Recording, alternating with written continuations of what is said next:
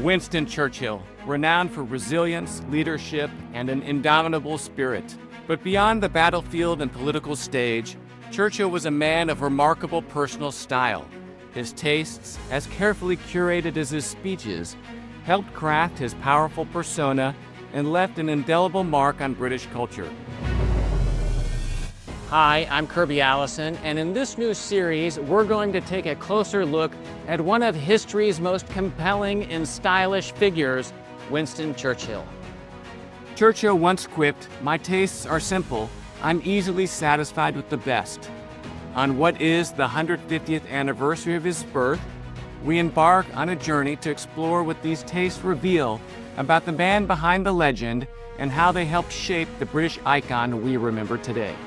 From his cherished cigars, favorite champagne, and signature fragrance, to his bespoke wardrobe, our journey starts at his birthplace, Blenheim Palace, travels through the prestigious boutiques and tailors of London's Mayfair, and concludes at Chartwell House, where he spent his final years. So join me as we explore the world of quality, craftsmanship, and tradition, unstitching the finest of British heritage and gaining fresh insights into the man who set the standard for what it meant to be a true English gentleman.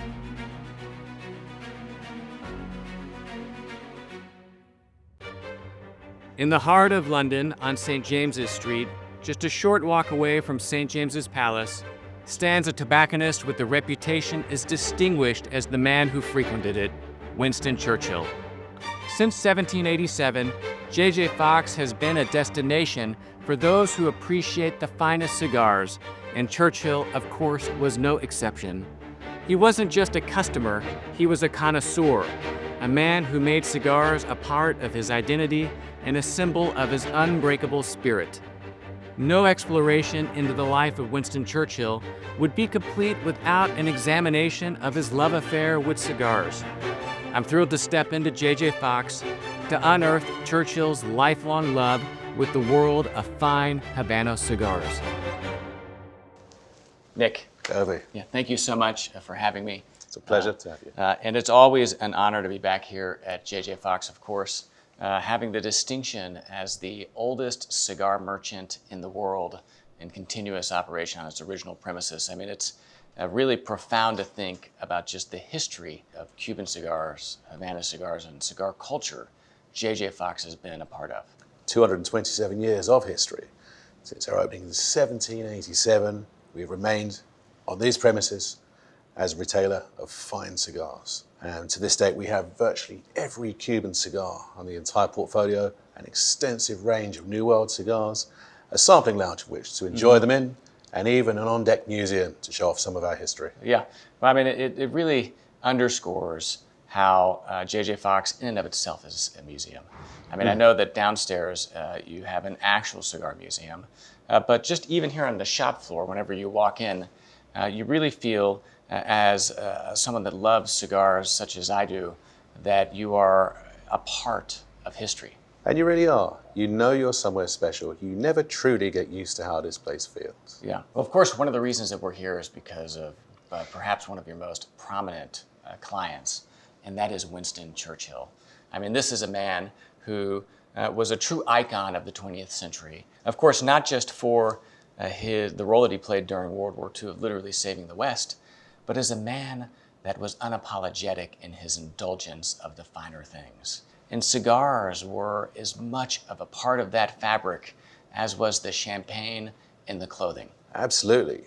Winston Churchill was an enjoyer of taste. That's very much documented by the wide range of different cigars that he enjoyed with us over time. Well, he was a prolific cigar smoker. I mean, absolutely. You know, there's stories of of Winston Churchill, waking up and almost immediately lighting a cigar. We were visiting with Henry Poole, his tailor, and them talking about having to be careful whenever his garments came back for alterations or for mending, to have to check the pockets to ensure that there were no cigar stubs. I mean, this was a man that smoked and purchased just an extraordinary number of cigars. Truly. Can you speak to a little bit about his history with J.J. Fox? As the purveyor of cigars to Winston Churchill, is there any insight that you can give us about his tastes, his preferences, his habits, his idiosyncrasies that maybe, we don't know. Absolutely. And they very much evolved and changed over time as he got further and further into cigars. It was very much an important part of his image, the Prime Minister's prop, as it were. He did indeed open his account with us on the 9th of August, 1900. 1900, with a purchase of 50 Bock Giraldas. Bought a box of 100 Balkan cigarettes as well for 11 shillings from us on that day. Okay. And his account was open until his death. Yeah. So the best part of 65 years of patronage with our good selves. And was he coming into the shop to purchase these cigars, or was Yes, he sending someone? often. The shop was subtly different in its layout back then, but what is now our lovely walk-in humidor was the director's office at the time. Okay. And there was a small corridor to our left as we would enter from here, and he would make his way quite quickly into there and smoke at the desk there, opposite where our director sat. Okay. So I often tell people when they're in the middle of our humidor making a purchase, Yeah. it's pretty much where you're standing where he would sit and enjoy a cigar. Really? But he liked to be out of the way. It was very much a thing with him that if public knowledge was made of his account, then he would terminate it. Yeah. He was selective over Yeah. Absolutely. being seen. Yeah. And what was he purchasing, though? I mean, did he have favorite cigars? Yeah, absolutely. He smoked a lot of Romeo and Julietas. I know it's obviously super well documented, and his weapon of choice for some time being what was previously the Julieta No. 2, and eventually renamed the Churchill. Okay. He smoked a lot of Monte Cristos, a lot of A. Chapmans with us, and in his later years, a number of Jamaican cigars too. Oh, really? Okay. Interesting. The other thing that I find interesting about Winston Churchill is that through the role that he played as Prime Minister, this was a man that his image was immortalized, right? And really carries through today, as a very vivid glimpse into what life was like back in the turn of the 20th century through the 1940s and 50s. And that was of a man, of a gentleman in London, properly dressed, that wasn't, shy to drink champagne, smoke cigars, and enjoy life. Indeed. Well, I feel I must direct you to our museum because we have a selection of memorabilia pertaining to our relationship with the fine man himself, as well as some of his cigars if you'd like to see them. Really? So some of his actual cigars? Actual cigars, still intact. Please, Incredible. come this way. Yeah. Known as the Freddie Fox Room, this museum houses a remarkable collection of historic pieces and memorabilia, including numerous artifacts once owned by Winston Churchill. Donated to J.J. Fox after Sir Winston's passing in 1965, these treasured items underscore the profound importance of J.J. Fox in Churchill's life. Wow. I always love coming down here. It's such an incredible museum and collection of artifacts that J.J. Fox has been able to hang on to after all these years. Absolutely. So here's a small something we've put together to document the totality of our relationship with Sir Winston Churchill. Okay. So I have this piece here just detailing his first purchase from us, the 9th of August, 1900, for that box of 50 Bock Giraldas. Yeah. That's where it all started. It's a good place to start. Isn't it just? Yeah.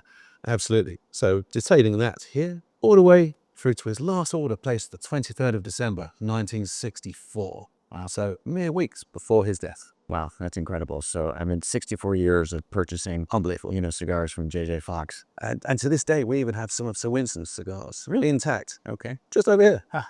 But indeed, a box of Romeo and Julieta Piramidas and a box of Don Joaquins. Really? And it's embossed Churchills, right, on that box.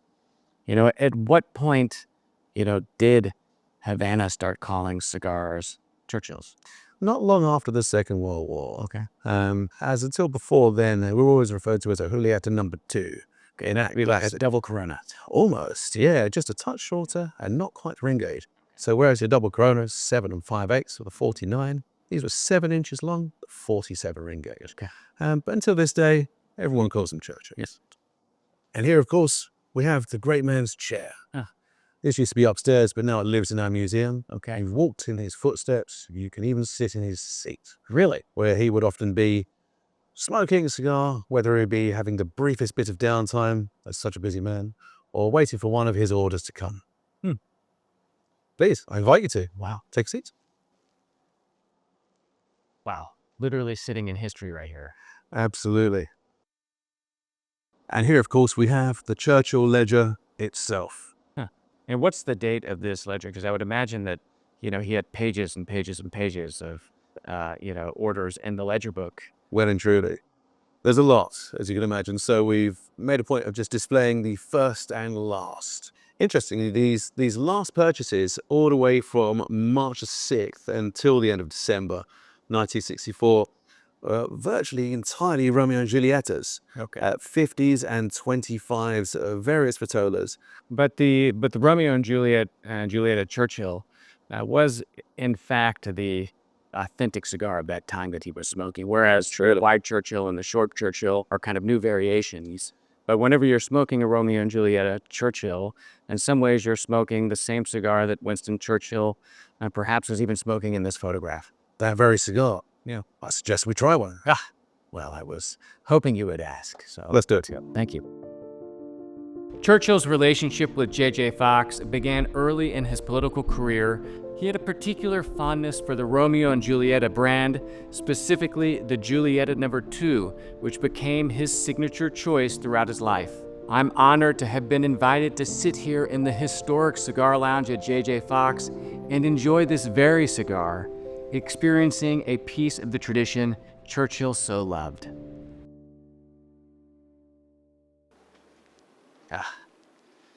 The beautiful lounge here at J.J. Fox. And welcome.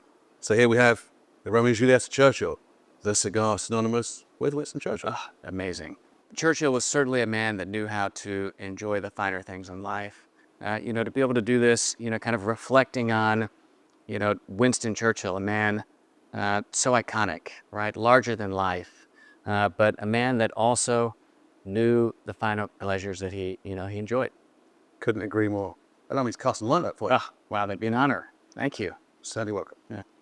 It's been an incredible journey, exploring the fabric of Winston Churchill's life. I mean, of course, we all know Winston Churchill as the politician, as the diplomat, but this was a man with truly a larger-than-life persona. And I think of all of his indulgences, perhaps his indulgence of cigars is, might possibly be the one he is most closely associated with. And to be here at J.J. Fox, the oldest cigar merchant in the world, in continuous operation at the same premise, glimpsing into Churchill's history with this establishment is a true honor and incredibly insightful. Thank you, Nick. Thank you so much. Pleasure. The Romeo and Juliet at Churchill. Amazing. The finest. As was he, we were easily impressed by the best. I find smoking a cigar incredibly meditative. And in, reflecting back on Winston Churchill and the incredible, difficult moments, unimaginable the pressure that this man was under during World War II, I can speculate why he held on so strongly to this ritual of smoking. The meditation for those moments of thought and reflection of, him thinking, what was the path forward for Britain, sitting there and just relaxing and taking a moment for oneself, or being in rigorous conversation, with his cabinet. All these things somehow are better done over a cigar. And what a cigar it is. A journey, an ever-evolving masterclass in flavor. It is a beautiful cascade, an evolution of time. Yes, a cigar will evolve as one smokes it. But I prefer to step back and see it as just a continuous gradient, right? Not specific delineated thirds, but a journey. And it's a journey through time. It's a journey, in one's own thoughts and in conversation with others. Couldn't put it better. And of course, today cigar smoking isn't as commonplace as it was, during Churchill's era. And, sometimes I question whether or not that's for better or worse, because I often think that if diplomacy was still done today over cigars like it was in Churchill's era, the world would be a much more peaceful place. So did Churchill inspire you, Kirby, to smoke in the first place? Yeah, that's an interesting question. I mean, I don't think that Churchill per se inspired me to smoke, but I think that the archetype that Churchill represented did. There's no question for me that, smoking a cigar is in some ways transporting myself back to a bygone era. I've always been fascinated by the nostalgia of smoking. And, here we are in St. James's Street. I mean, St. James's Palace, the Royal Court, just, right down at the end of the row. We've got White's to the other side of us, or the oldest gentleman's club in the world. And then in between that, we have, J.J. Fox, Lock & Co., Berry Brothers and Rutt, John Lobb. And to just think about this time in history when gentlemen, were wearing suits every day, had top hats, umbrellas, and enjoying great conversation or just contemplative conversation with oneself in refined, elegant settings over great cigars is something that I've always found romantic. And I feel that whenever I'm smoking a cigar, I'm somehow aspiring to those values. To Churchill, every step mattered. The cut, the light, the first inhale. He would savor each cigar, relishing the calm and focus it brought him. Whether in moments of solitude or surrounded by his cabinet, the cigar was a constant companion, a steadying influence amidst the demands of uncertainty. After my time here at J.J. Fox, it's clear that for Churchill, cigars were more than a simple indulgence. They were a source of comfort, an expression of taste, and a connection to something timeless. Here, he found cigars that matched his high standard for the rich and the robust, returning time and time again to this shop that formed the cornerstone of his lifelong passion.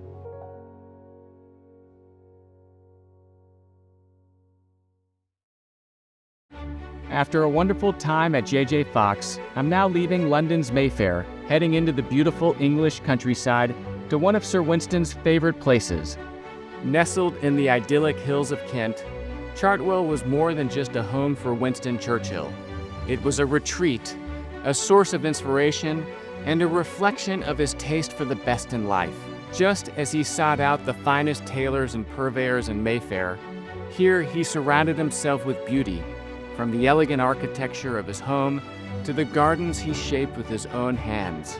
Today, we have a rare privilege, exclusive access to Chartwell, where we'll be viewing original garments crafted and worn by Winston Churchill by none other than his Savile Row bespoke tailor, Henry Poole. Joining us is Simon Cundey and Churchill historian Philip Reed, both of whom will guide us as we uncover the stories woven into these original pieces. Together, we'll gain a rare, intimate glimpse into the private man behind the public figure, a man whose legacy lives on not only through his words and deeds, but through the details he so carefully chose. Wow, look at this, this is incredible. This really is something. Trinity House. Yeah. Well, I mean, just the study. I mean, to see this in the study at Chartwell House, I mean, what a privileged glimpse into the life of Winston Churchill. It's something, isn't it? I mean, amazing when you look up the books and you see the stuffed toy, and you remember how Churchill, when he took a book out, used to put a stuffed toy in to mark the place. Wow. That was his regular habit, and there it is. Good habit. Yeah, I mean, I'm just struck by how Churchill was a man of peculiarities. I mean, he was very particular, not just in, his habits, right? Like the example of the stuffed, animals marking where he was taking his books from, but also in the quality and, the texture with which he surrounded himself. And this study is an incredible example of that. Well, I mean, one of his great maxims, of course, was, I'm easily satisfied, I like the best. You know? And he did. He surrounded himself in everything he had and did with the best. Naturally, of course, the best tailors. Yeah, as we are seeing right here. So this is, I mean, Simon, what are we looking at? This is the Trinity a House. true artifact. Yeah, absolutely. And I just to say that in my entire history at Poole, I've never really had a chance to see them as they are today. This is the first time for me. known the books, I've known the uniforms, but never seen them live. original, So yeah. this is the original ones, and to be lucky enough and honoured enough to be down here to see them live and go through them is remarkable. And ideally, what we'll go through is the motions of the labelling, how it's made, the stitching, the parts of making it, and ideally go back to the books to see what the date it was made and see the live part of it. Well, backing up one moment, for an American, what exactly does this uniform represent, and where would this have kind of sat within, Churchill's kind of social life? Well, Trinity House is the body which represents, if you like, the Merchant Marine as opposed to the Royal Navy. And he was, from 1911, First Lord of the Admiralty. So a couple of years later, Trinity House elected him to be a member of the Elder Brethren. Okay. And this is the ceremonial uniform that would have been worn by him on ceremonial occasions. And I'm sure when he donned this uniform, he would have had just the most amazing sense of history in doing so, and all that represented, basically. So it wasn't to him just a matter of dressing up, which he certainly did enjoy, but a matter of really connecting to times past. Yeah, and for Churchill, who was a student of history, that significance would not have been lost on him. No, absolutely. He would have been aware of it all the time, constantly. Yeah, and then of course Poole, having a long tradition, in household and military tailoring, would of course been, one of the few firms that someone would have considered to make something like this. Yeah, absolutely. There was many tailors at the time. Obviously, with the naval battles at the time, previous with Nelson, and uniforms such as these were very much according to tailors making for the officers in various ranks. This was very much as it was made, using beautiful fabrics. And here we are with an example of doeskins, with the lovely navies, the white doeskins. Accordingly, obviously using the lovely braids, golden braid. This was silver over 9% gold. Still using it today. The buttons are obviously struck. These would be in our lovely ledger books, again with the lovely books we have on the buttons you've seen. And even the epaulets would have been made by hand. These were actually using a little bullion jack, which was actually a little machine that turned around the actual spinning of the actual gold itself. And it could be done to various lengths, sizings, and then the epaulets were made by hand as well. Yeah. So all that was actually coordinated by Poole. So now, obviously, having the gloves on, it gives you a chance to really examine and look at the garment. So I think ultimately, I'm going to see the interiors, I'm going to look at the hats, and really, if you can find some of the labels, be fantastic. And some of the great fabrics, like you say, this lovely doeskin melted in white, doeskin melted in blue. You've got the lovely buttonholes that would all be made by hand. You've got the epaulets would be made by hand. And then hopefully, finally, you've got to look inside, and there we are, look at that. And then turning over, you have the beautiful, beautiful quilting inside here. Often each house would have had a design inside, so that would have followed through in the garments going through in years to come. And not in the design or the print of the lining, but in the actual quilting of it. The quilting it can create a print. Yeah. That gives you a design. So Yeah. every type of garment can be made to be that course of quilting. Even if it's an individual garment today, people can quilt it as a house style as well. So some houses have a different sort of swirl. Some people have angular, diamond. It's very, very different. So this would be more than likely under the House of Trinity here. And then obviously moving across, you would then have the stitching inside here. So again, all the hand stitching would have taken place running around the garment. Into the armholes here, you can see that stitching is still very, very, very beautifully done. Again, very close stitching. Ideally around 14 stitches to the inch is what we look for. As Sir Winston got obviously larger, what's happening to his body? He's taking the weight up and he's leveling himself up. So what happens is the coat will start to run up. So not only are we lifting out the sides, we would actually be taking the shoulders out, dropping the shoulder front, so everything's coming down. So again, if I'm standing side on ways, the coat is not actually scissoring or upwards it goes, it's actually keeping it level. And that's a key part balance. of what pure bespoke's about. And you would be including more inlay in a uniform than you would a civilian suit, knowing that something like this you'd buy one. Exactly. And it would really need to last you your entire life. A longer servitude of a uniform like this, we'd expect to see 20, 30 years quite happily. So therefore it has to detail the extra inlays. And of course, having sleeves and all the braid, sometimes even that's actually replaced itself. So if for example it had a lot of the regalia on the front, sometimes you actually do the alteration and then re-sew all the lovely braiding and buttons on again. This now brings the point together with a hat. Now if we turn the hat and we actually take this out like this, look at that, there we go, beautiful. So that there is H. Poole, Savile Row, West 1. And it even has, obviously, Winston Churchill's lovely monogram in there, which is quite something too. Amazing. So there we are, that's quite something. And so this, again, speaks to the fact that, Poole as a tailor, in some ways, was really coordinating with all of the various different, sub-firms to have these things made. I mean, Poole wasn't a hat maker, but you would have been working with the hat makers to have this made, and therefore putting your label on it. Absolutely, and that's why, again, we were talking about it, that everything to a tailor is everything to the gentleman.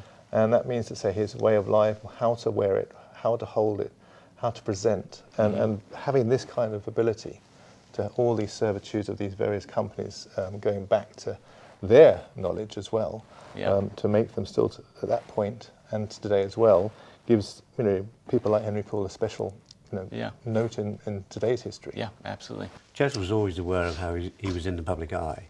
And one of the great things about Churchill was he very protective of his image, and very much concerned to project a good image. And so what he wore was absolutely vital to that. And so he would have chosen what he thought the best tailors in London would be. He would choose nothing less, as it were. But, would you say that there was an intentionality behind it because he understood that power, right? It wasn't merely seeking out the best, although he loved the best, but it was understanding that the best helped serve him in a way publicly. Oh, very much so. I mean, he liked to be seen dressed as well as anybody could possibly be dressed, because that was part of his self-importance in a sense. And I mean that, it sounds conceited, but he was conceited. There's nothing wrong with that. That happens with all world leaders. But he wanted to project an image, and that image had to be, if you like, perfect in many ways, And certainly when he's standing on ceremony, literally, he would wish to be seen wearing absolutely the perfect garments. That would go right the way through to his underwear, because his underwear was handmade. So he wore very particular underwear. He was famous for it. Pink silk underwear. Always wore silk next to his body. Nobody would know that in public. But he did actually waltz around in occasionally when he was dictating and meeting people on a private basis. So it was that wasn't part of his image, but it was his sense of precision, of cost, of decency and taste, basically. And that's what he was, a man of precise taste. Wow. So what do we have up next? So this is another special garment again for me to see today. I must say, again, Trinity House, I take it from that side.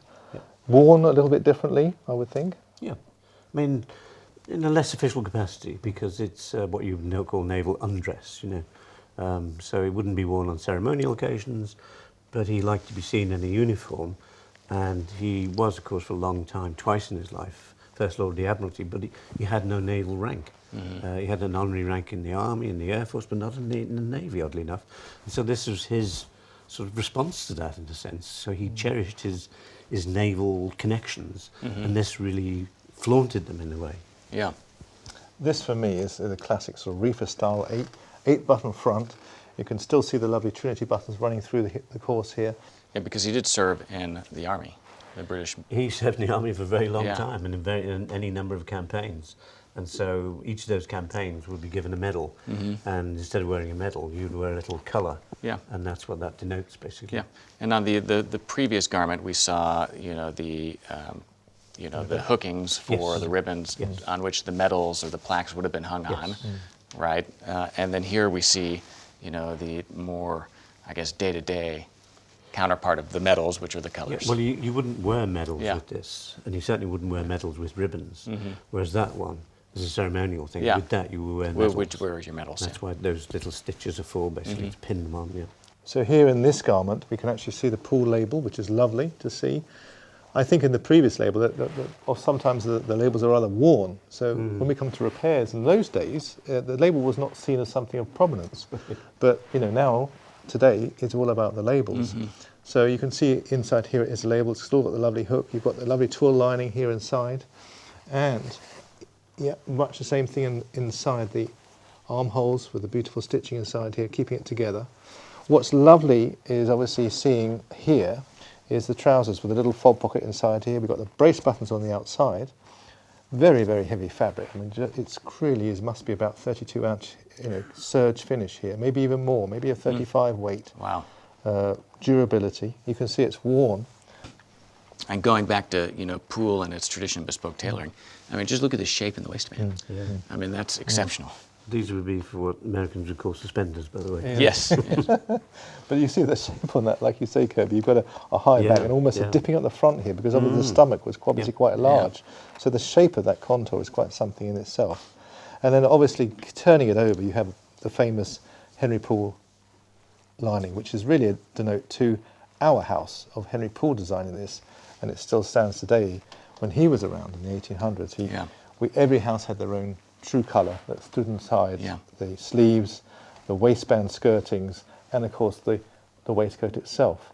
And I notice here, which is quite an unusual feature, is you actually have a little loop hook here on the trousers. Now we're all familiar with that with actually the jacket, but seeing that on here too, it's quite a nice little design. So again, Sir Winston must have been a practicality person that took something of design and created his own little method how things were, and I think it's a lovely little feature here, actually, I must say. And it is, I mean, important to point out or remind ourselves that this is an original garment, right? And here we are, on what is, the 150th, birthday of Winston Churchill. This, of course, is not 150 years old, but it's certainly well over 50. Probably pushing, if not, 75 at least, and it's in. For all intents and purposes, great condition. I mean, it could go back to 1911. So, you're talking about over 100 years. Over 100 years. And when you think of the quality of that, if that is over 100 years, that is a tribute to the quality of tailoring that he had. Yeah, the quality of the cloth. Yeah. I mean, Simon, if someone were to bring this in today and ask you to renew it for them, it probably wouldn't require much work. This is actually a good standard. We believe it or not, we get many of historical garments are owned by families that bring them back, and they are worn more often or not even looked after. We always say to customers, if we're doing county sheriffs, which is a year of their lives, and it's a uniform you must have to have it, this is to be cherished for the family. It's not really an item to be slow. Some people sell them on, some people take them and just disregard them. This is something to build in a cabinet. It really should be celebrated as part of their family's history. Yeah. So seeing this like it is today, it's so important that these things are kept. And I notice a few little stains on the waistcoat that obviously were still good lunches and kept in the marks of Sir Winston. But this is what it is to keep these garments surviving. You quite commonly find cigar burns on most of his clothes, particularly siren suits. The ashes help keep the clothing moths away, is what I tell my wife. It's an interesting idea. It's good for the carpet moths as well. No, glorious to see. Absolutely beautiful. Isn't it? Well, Philip, Simon, thank you. I mean, what an incredible privilege to be here inside Chartwell House, Winston Churchill's home, inside his study, and looking at these incredible garments that, that he wore and that helped kind of define the man. This is just one part of him. This is one part of his aspect on the actual naval side to him, and there's many other parts to him, and it's quite something to take all in. And Philip, your knowledge is exceptional, so I just sit here and take it all in.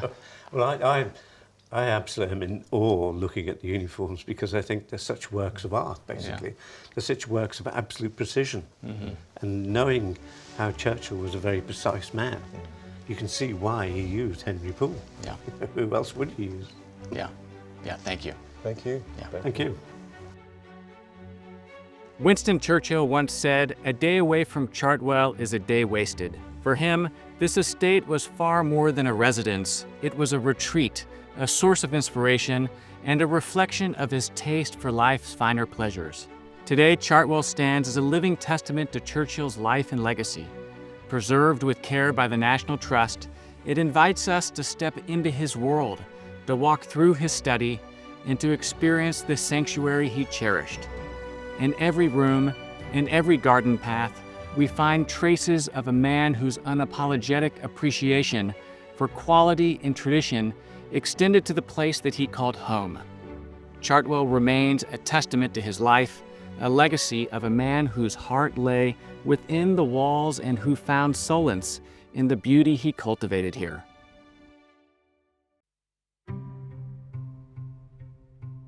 From all my adventures thus far, I can see Churchill's image was as carefully crafted as was his strategy. I've come to learn that he didn't just shape history, he shaped an image of strength, resilience, and timeless style. His choices, the suits, the hats, the cigars, the champagne, are echoes of a man who lived as fully as he led. As my time on this unforgettable quest into the fabric of Winston Churchill draws to a close, it feels fitting that we end our journey at an extravagant celebration of the great man in the heart of London's Savile Row. Tonight, I've been invited back to Henry Poole for a candlelit black tie dinner filled with 20 like-minded people who, on the 150th anniversary of Winston Churchill's birth, wish to celebrate the life of this British icon. I'm also very excited that Philip Reed, the Director Emeritus of the Churchill War Rooms, is delivering a speech on the great man's sense of appearance. The event promises to be a memorable celebration of a true English gentleman and British icon. My lords, ladies, and gentlemen, I want to welcome you all and thank you most everyone for coming tonight. It's really, really special to have you all. And this quite intimate little part of Henry Poole.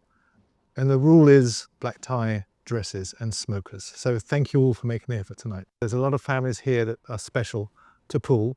They go back a long way. And also, it goes back to the point of a great man that really was a big part of our lives here at Savile Row, and that is Sir Winston Churchill.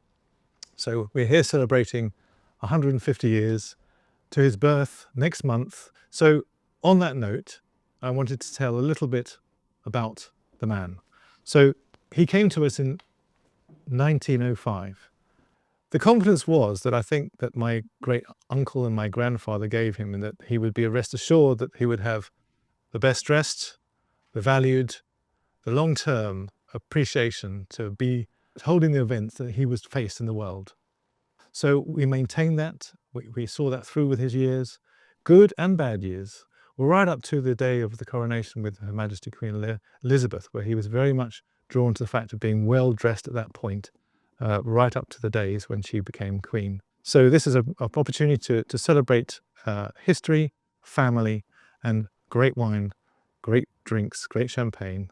May I also pass on tonight, very special guest is obviously Philip Reed, who was very much part of the Cabinet War Rooms over the years, and a great knowledge of Churchill, far better than I. So let me introduce you to Philip, obviously here tonight, and talking a little bit more about this evening. Thank you, Philip.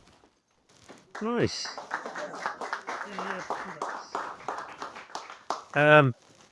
Simon invited me because of what might be loosely termed pedigree, I suppose. I was 23 years as director of the Churchill War Rooms, and thought that I might be able to say a few wise words about Churchill's apparel.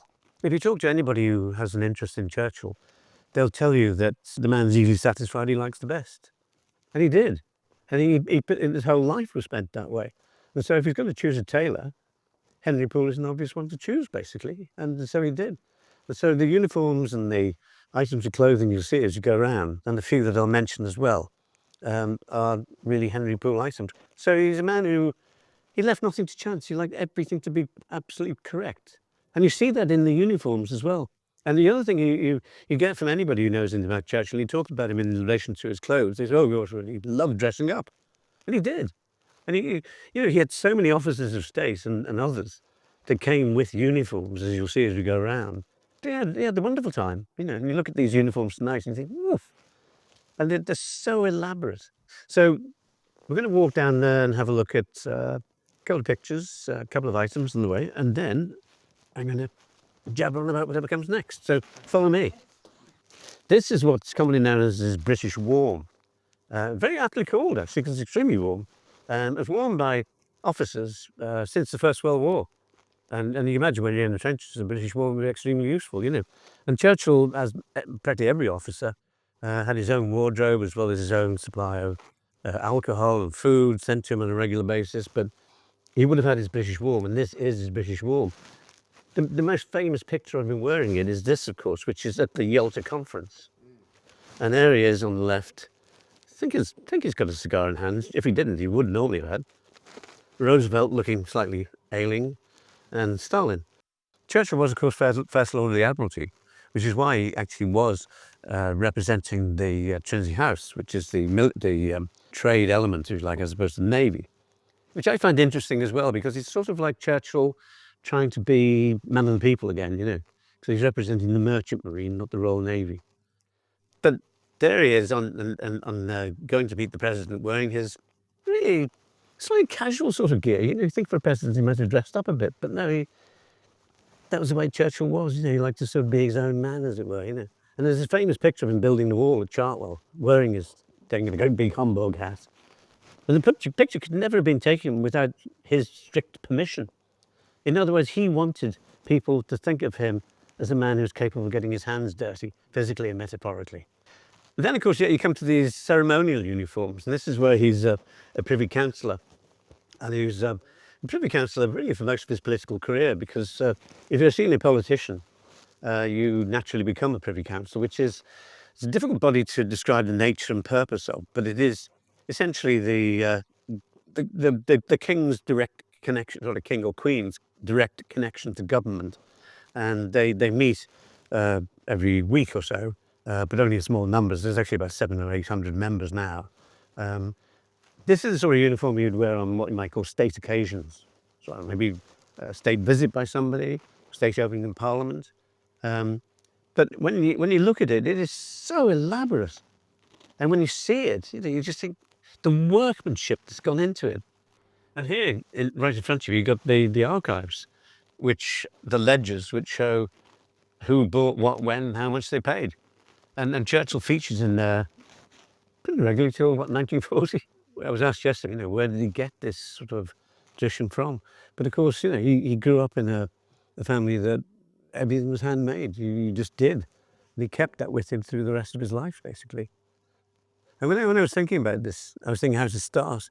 And I remember when I was a little lad in Liverpool in grammar school, I had a punishment by some vindictive prefect who made me write out 1,000 lines. And the 1,000 lines were simply, "Clothes maketh the man." And I just think, what a great note to end on for Churchill, because no better example is there of clothes making the man. Thank you, Philip. Thank you. On this fascinating journey, I've discovered that Winston Churchill was not only known as a statesman, orator, and writer, but also for his unique sense of style and taste, which reflected his multifaceted personality. His choices were bold, idiosyncratic, and often unconventional. He understood that style was an expression of self, a way to leave a lasting impression. And just as he led with courage, he lived with flair, embodying the spirit of a true statesman who was as passionate about life as he was about duty. His image was an armor, crafted to convey authority, resilience, and unmistakably Britishness. In every detail of his life, Winston Churchill left behind a legacy of style and taste that, like his words, continue to inspire.